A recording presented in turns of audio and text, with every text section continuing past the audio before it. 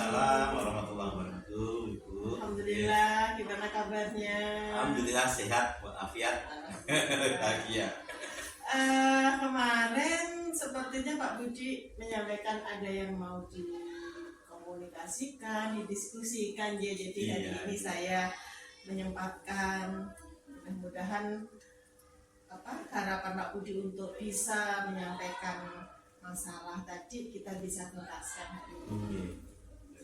Kira-kira apa ya Pak Budi yang menjadi sesuatu yang ingin disampaikan ke saya kemarin? Ya, ini memang berawal dari supervisi yang saya lakukan terhadap teman-teman guru.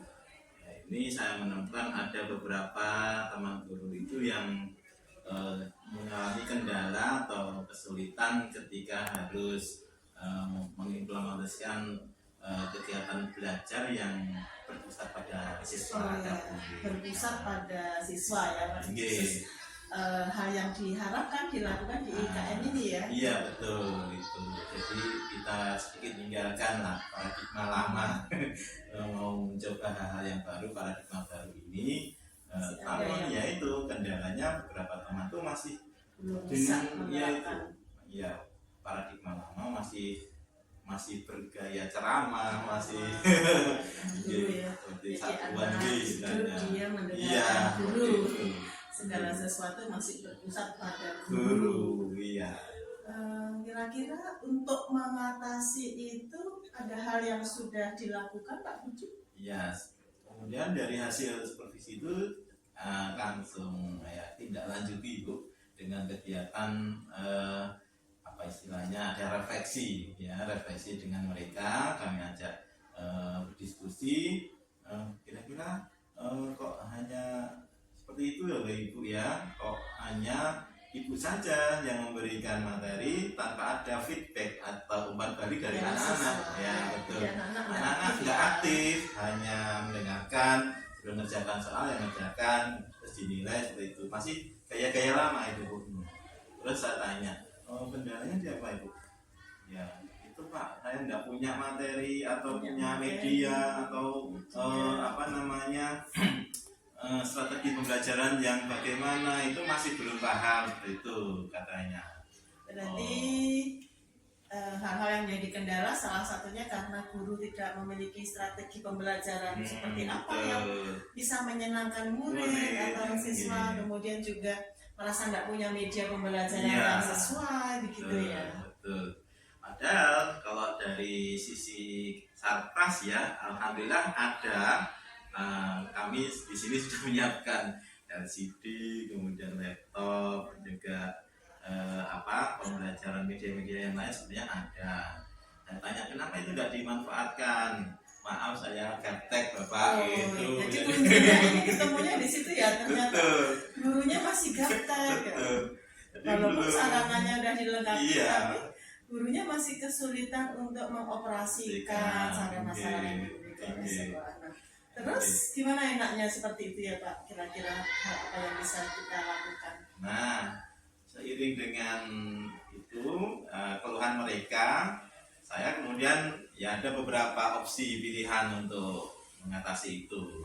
Yang pertama saya meminta mereka itu belajar berbayanya. Belajar teknologi. Betul, belajar teknologi dengan tutor berbaya istilahnya. Jadi kalau memang belum paham tentang aplikasi misalnya Canva atau apa, itu kami minta ada seorang guru yang membantu beliau untuk memahamkan itu.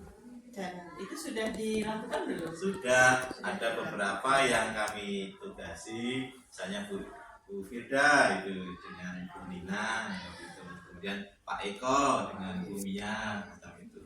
Dan alhamdulillah ada di antara mereka yang semangat Bu, semangat, pengen belajar, pengen bisa ya. Jadi dari semangatnya itu kan sudah menghargai, sudah mengapresiasi istilahnya. Ada berapa guru itu Pak yang masih belum menguasai teknologi, yang masih gaptek? Kalau saya inventarisir itu ada 4 dari berapa guru? 12 guru. 4 dari 12 guru ya. Berarti yang 8 sudah bisa. Yang 8 sudah bisa. Ya harapannya kan semua teman-teman bisa ya menggunakan fasilitas yang ada di sekolah, karena memang oleh pemerintah kami sudah diberikan fasilitas itu, laptop, kemudian LCD, proyektor, dan juga yang penting jaringan wifi-nya, Lancar, internetnya ya. lancar. Dan sekolah sudah memfasilitasi Sudah, semua. betul. Terus ini proses belajar beliau yang berempat gimana?